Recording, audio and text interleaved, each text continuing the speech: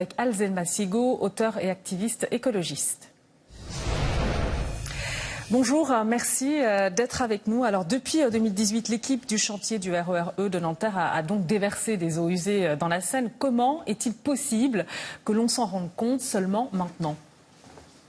C'est toute la question et surtout, comment se fait-il que ce soit un garde-pêche qui ait dû tirer la sonnette d'alarme ?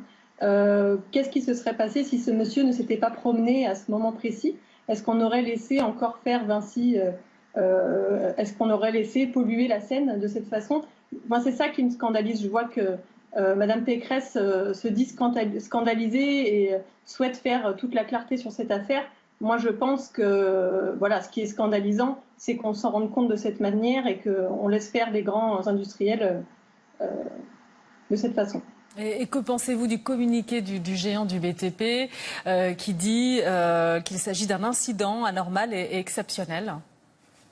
Alors, on a vu qu'il y avait un trou dans le grillage, donc je ne sais pas si c'était involontaire, je ne le pense pas. On a vu aussi qu'apparemment, la fosse qui servait à mettre les résidus, en tout cas l'eau qui servait à nettoyer les cuves, cette fosse était pleine. Donc voilà, on a découvert un trou dans le grillage.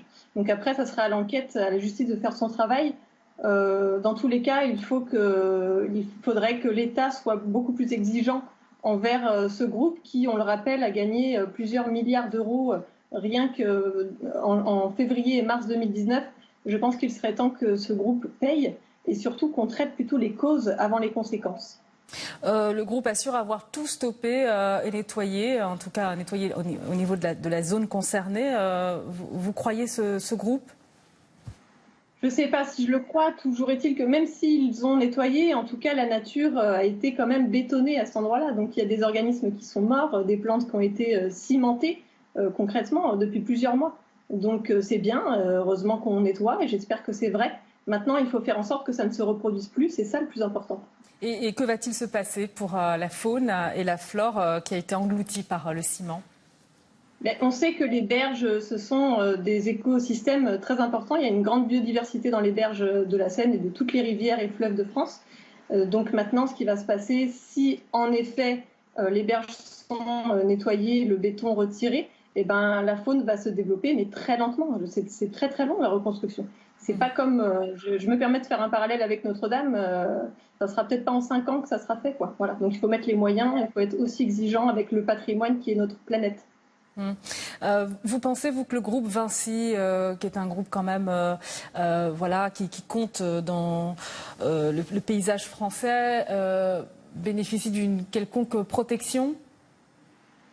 Mais on voit que les grands industriels, les grands PDG et les personnes les plus riches en France bénéficient d'une protection déjà sur le plan fiscal. Après, au niveau de la justice, on voit aussi que les affaires traînent énormément. On voit qu'il n'y a pas encore si longtemps, ce même groupe Vinci a enterré un projet de fouilles archéologiques près de Strasbourg. Donc les affaires comme ça, voilà, c'est pas la première, c'est pas un détail non plus, mais voilà, c'est une continuité. C'est presque tous les mois, il y a des affaires comme ça dans le monde et c'est très triste et je pense que ça serait important qu'on s'en préoccupe un peu plus. Pardon. Merci beaucoup Azelma Sigo. Je rappelle que vous êtes auteur de plusieurs romans et activiste. Merci beaucoup.